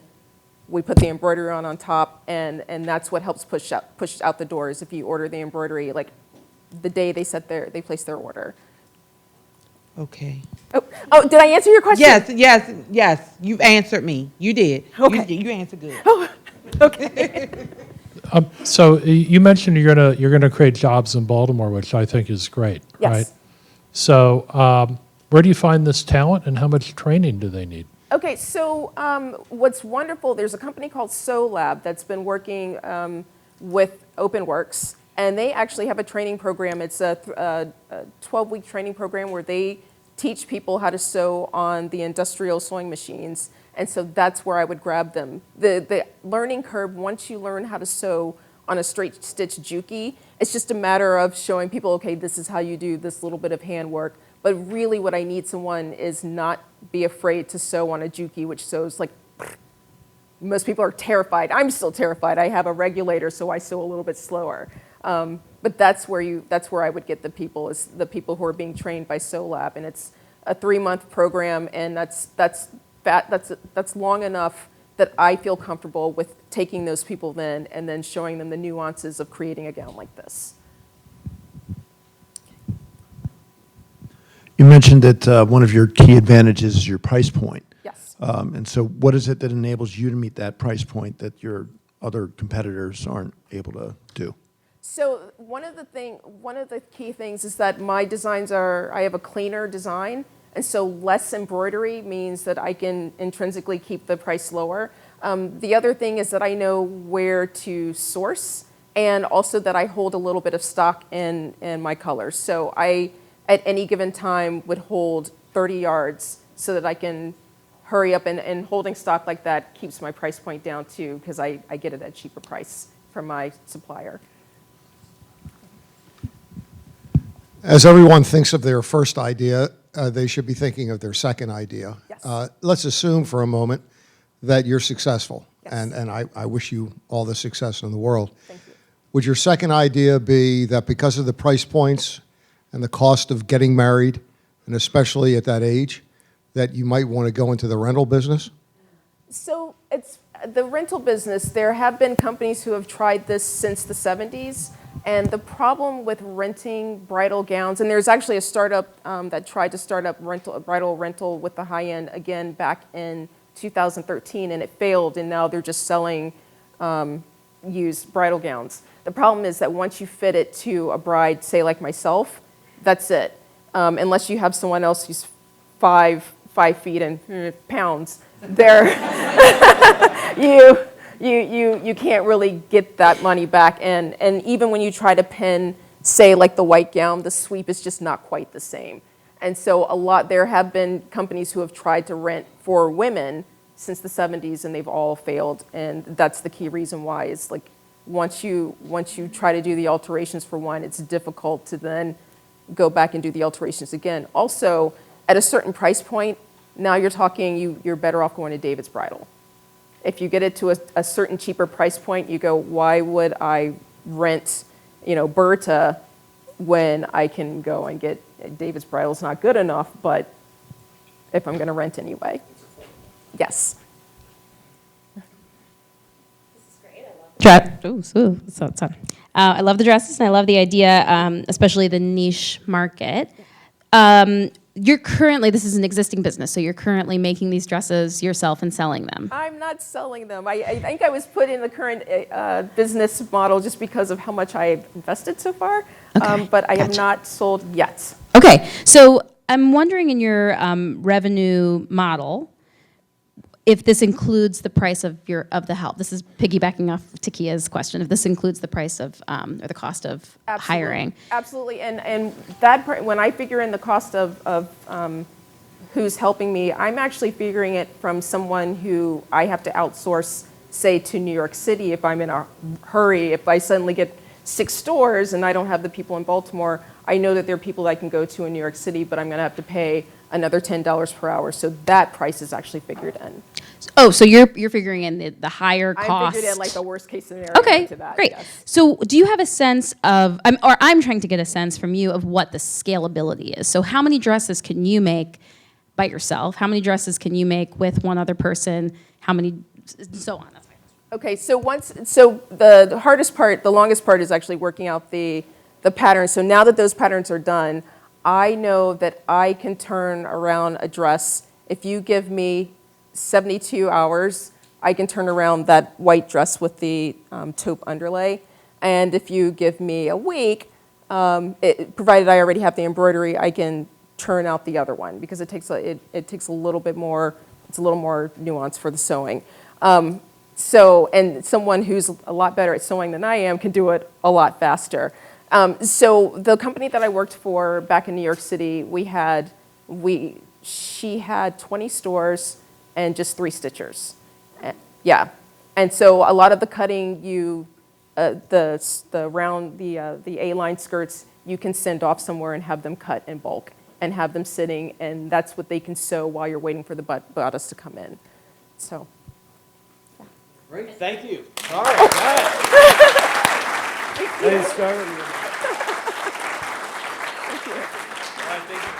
Thank you. Thank you, Karina. Thank you. All right, so we have 2 more contestants to go. And but I'm just thinking, if you were shopping here, again, at the end of this event, I encourage everybody to go out into the auditorium. But if you were shopping here, you could walk away with, a great fishing glove, have your Harley fixed, but while you wait, throw on your wedding gown, ride out into the country, get in your RV, which has now been serviced, and put a little water on your bean sprouts, right? That's already what we've accomplished tonight. So I encourage you guys all to go out with your checkbooks ready to go to hire our contestants. So next up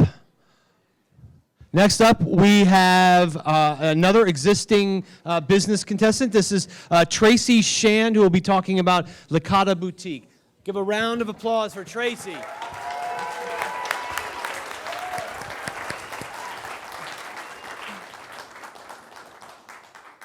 Licata Boutique is a mobile salon that offers you beautification services in a location of your choice. We are seeking the opportunity to offer our services within a storefront. And this competition will assist us on that venture. Our services consist of hair, makeup, and nails.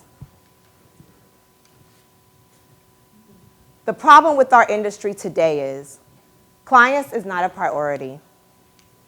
Their money is. It takes too long to receive services, and also the service is not of good quality.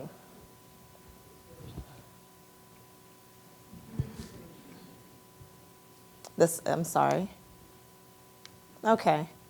So, what Licata Boutique can offer our clients, we give them priority service. There are no long waits because we don't double book.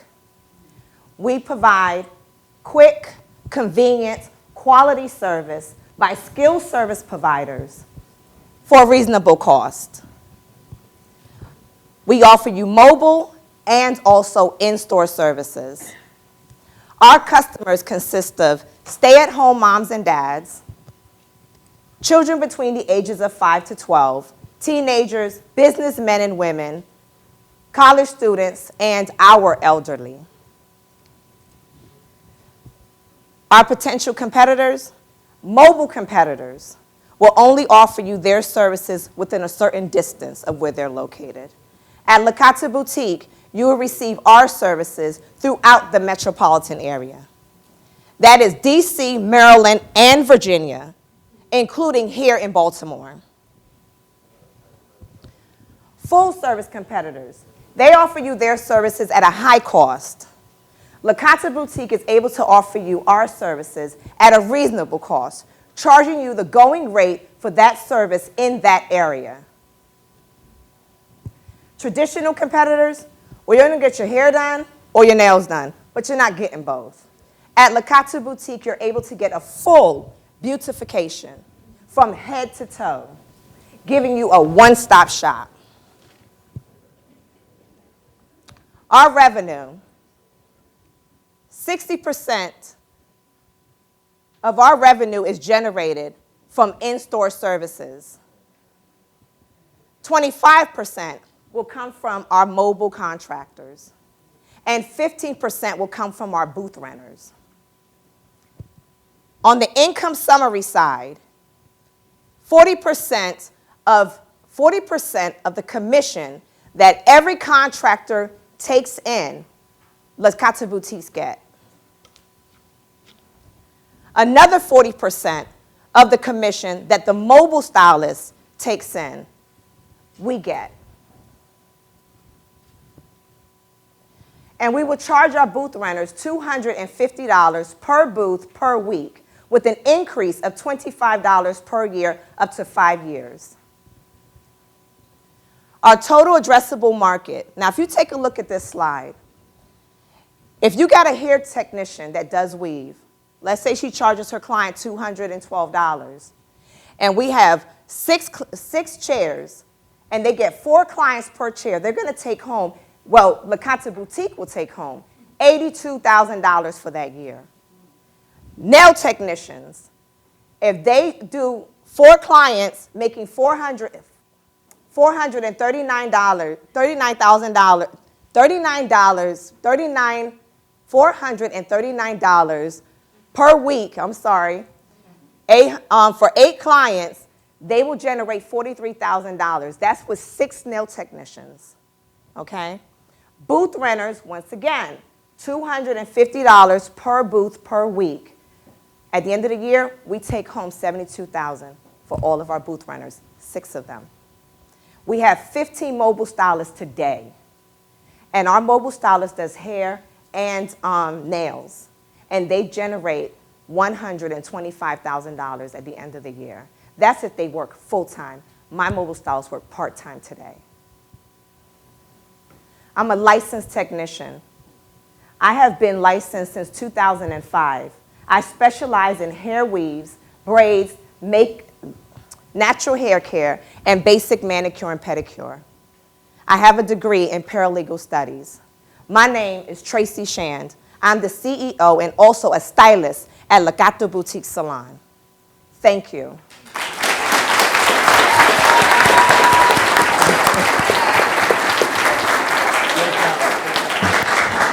All right. So I got Tracy. I got kind of excited because what I thought your business was is like the Uber of beauty, right? Like I can order food and I can get a pedicure, you know. So that's part of your business, right? But you also are going to have a site, right? You're going to have a storefront. Yes, well, what we do at La Cata is that we go to people's homes Yeah. and we provide them with personal grooming.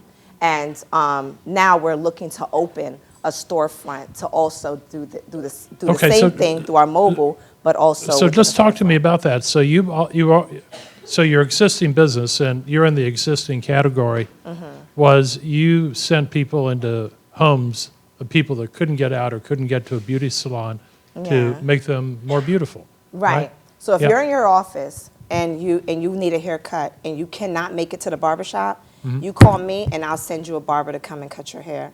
And that way you're at work and you can continue working. I cut your hair, we clean up, and we leave. So here's my question. Is that business that you're already in, is if you had more people that work part-time for you, could you grow? Is there a lot of growth in that business? Or is that business plateauing out and that's why you got to open the storefront? The mobile service does not go out. It's just consistent. Yeah. But I will generate more with the storefront. So that will give me an opportunity to provide more services and more product. Yep, got it, Yeah. understood.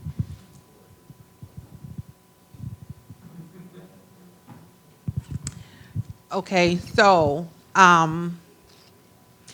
my question is, with Maryland state law around cosmetology and providing hair services on a mobile basis, how are you getting around the fact that mobile hairstyling is not licensed in the state of Maryland? Well, we don't provide mobile services within a vehicle. We don't park our vehicle in front of someone's house because in the state of Maryland, D.C., and also I'm assuming in Baltimore, but I know for D.C. and Maryland because I'm a licensed stylist in D.C. and Maryland, you cannot park your vehicle on the street and provide services. They don't have a way of taxing you, and it's against the law for Maryland. So what I do, I take my equipment into people's homes. So if you was to call me for service, you wouldn't come out to a van. I will actually come into your home to have all my equipment set up. So I have all the curling irons, the tables, everything I need to provide you with an excellent service. Any other questions from the judges? And so, I'm sorry, one more time. You said there are some competitors that provide a mobile service? Yeah. And so what is your biggest distinction that sets you apart from those other folks?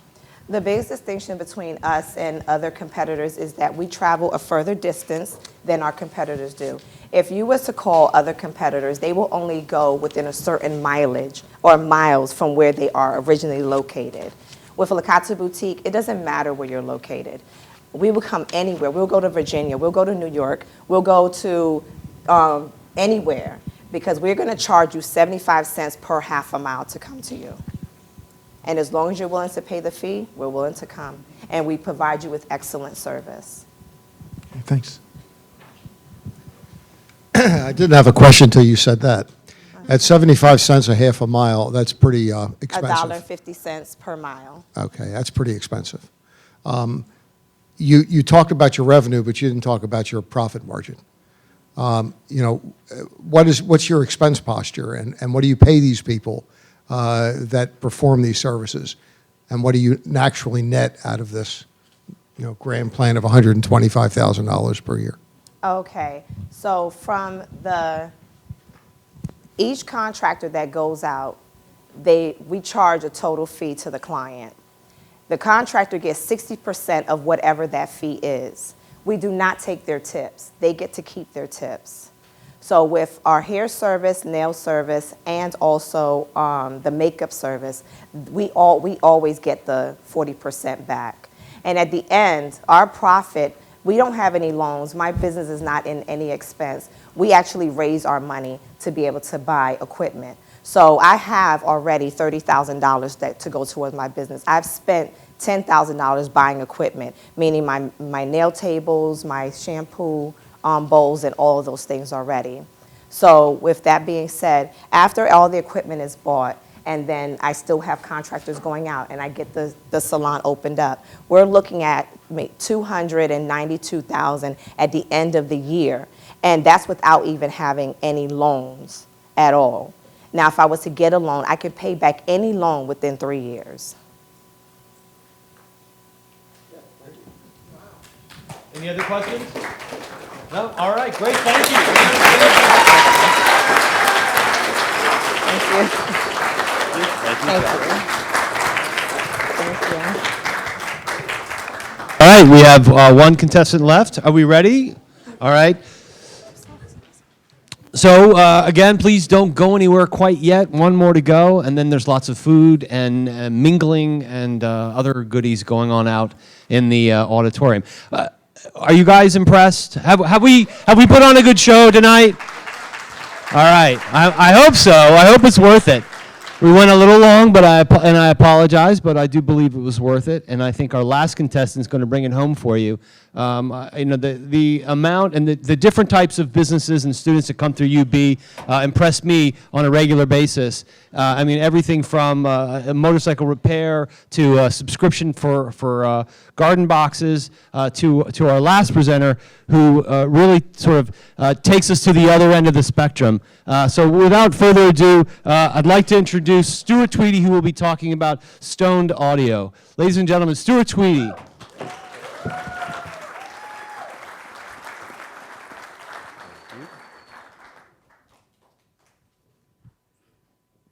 Before we get started, could I get a show of hands of people here tonight who own AirPods? Okay, you got a good amount. So this story is kind of weird because I stumbled upon Stone almost completely randomly. I'd gone out to get AirPods and they were sold out. And rather than wait, I decided to try all of the best down to some of the worst in-ear headphones. I noticed if I wanted great sound, I would have to pay extra for features I didn't really need. As a college student, the extra $100, $150 really adds up. So I decided to call my friend Zach, an avid musician, audiophile, and entrepreneur, for some recommendations. Zach quickly mentioned that I should get stoned. Now, it's not what you think. Stoned is a company that Zach started a few years ago to focus on one thing: sound. As soon as I had tried the product out, I fell in love. They were sleek, sounded great, and extremely comfortable. That said, there was one major issue. Stone needs updating.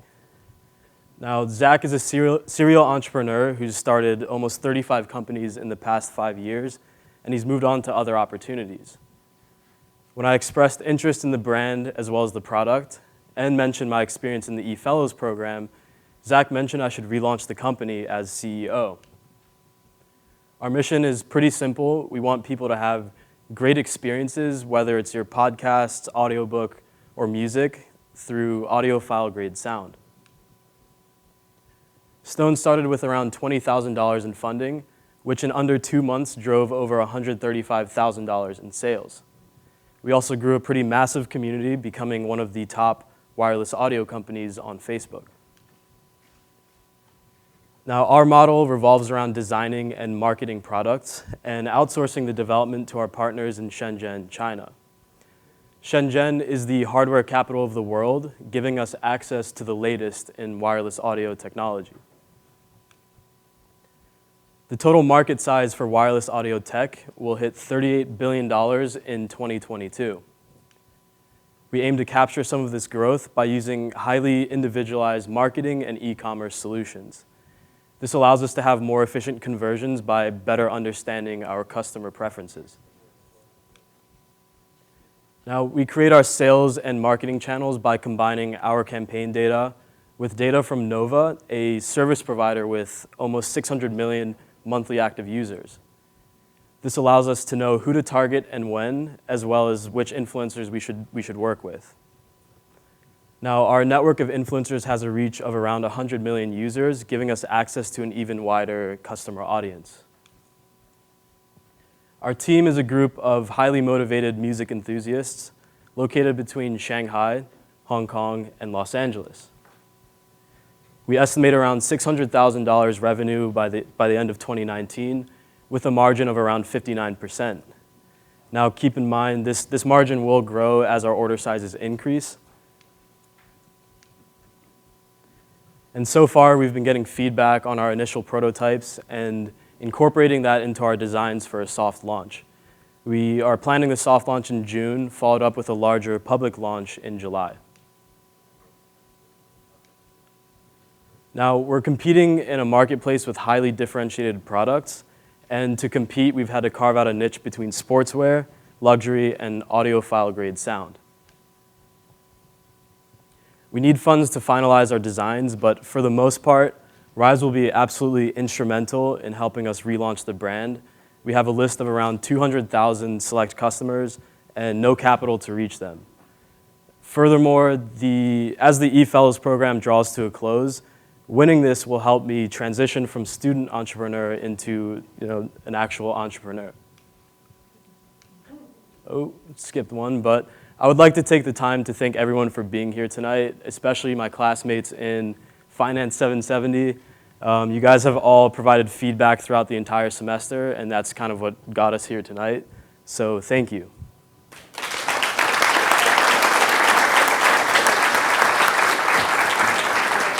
I'm guessing there's going to be questions.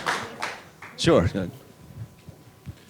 So tell me more about the product, and how is it unique, or is this a product that other companies are selling just under different branding? No, so these are like original designs. So we've partnered with like ODMs, original design manufacturers, to create our own product.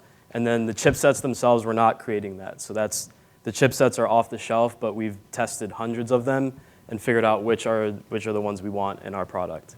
And what kind of IP protection do you have for the design that you guys are developing? For the design itself, we can trademark that. But so last time the Stone was launched, the design itself ended up getting copied.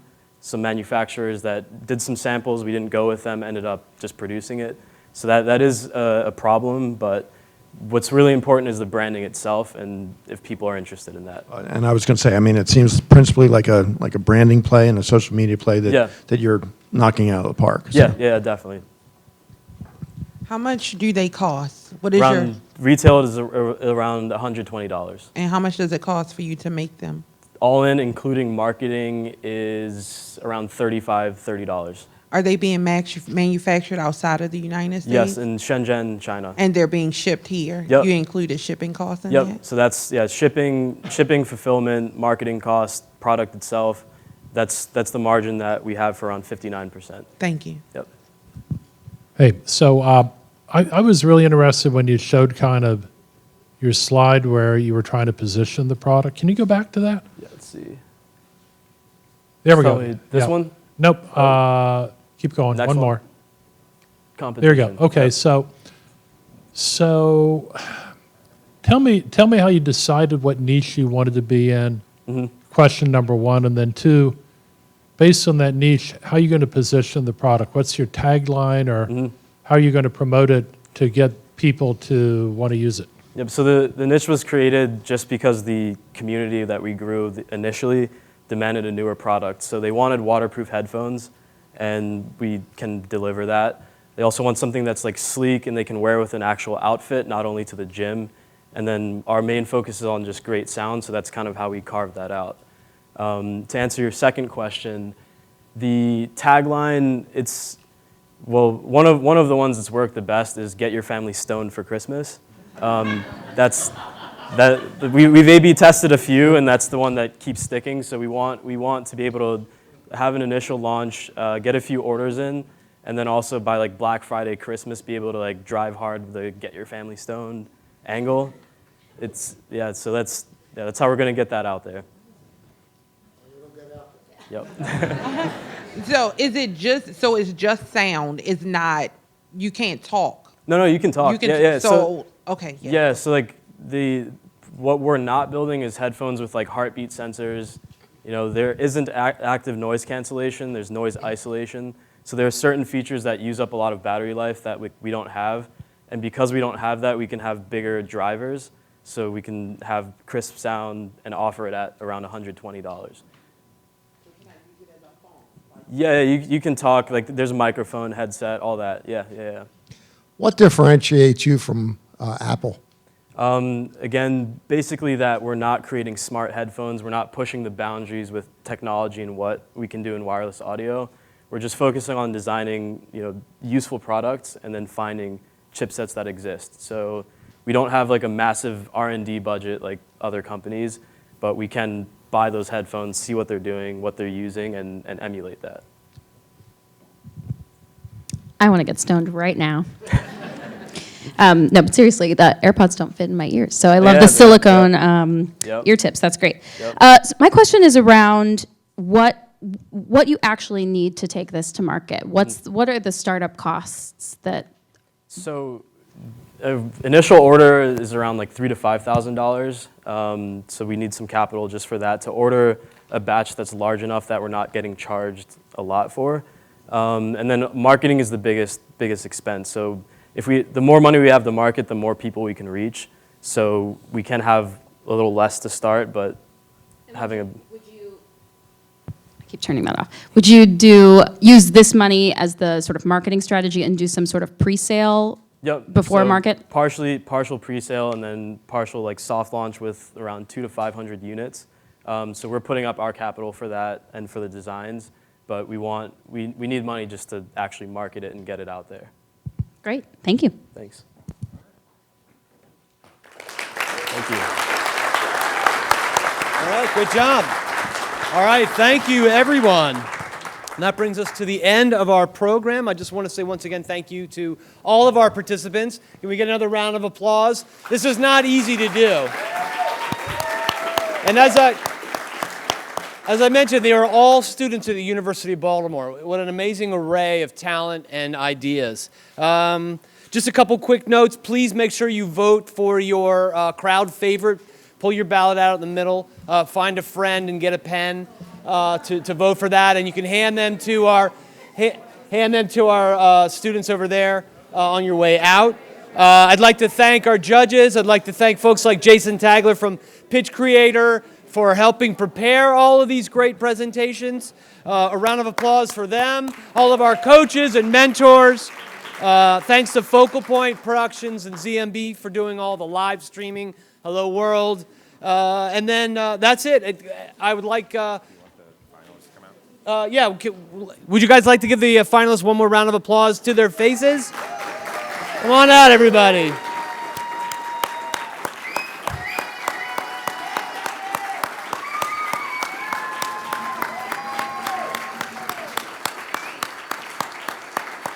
How about that? How about the University of Baltimore? Right here, folks.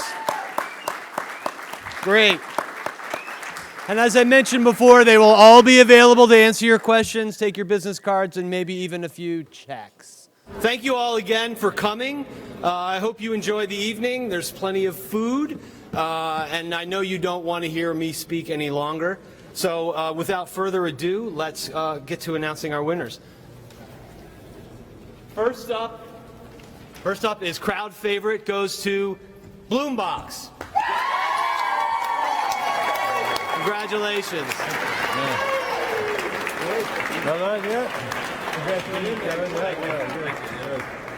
Excellent. And all amateur photographers are welcome. I'll give you my business card. Please send us those photos. All right. Next up for Idea Stage Business goes to AMJ Fishing Gloves.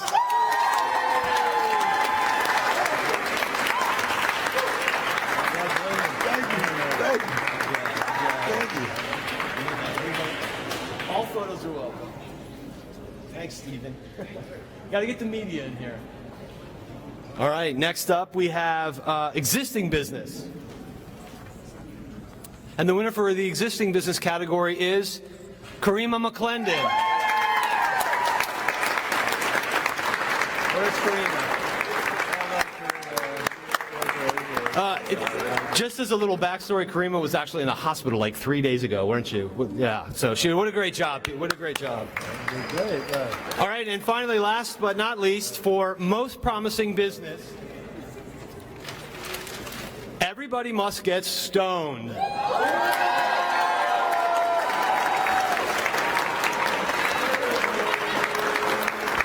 Where'd he go? Where's Stuart? Here's Stuart. Here. All right. That concludes the evening's presentations. Everyone, as I said, stick around, have some food, enjoy yourselves. Thank you again for coming. Good.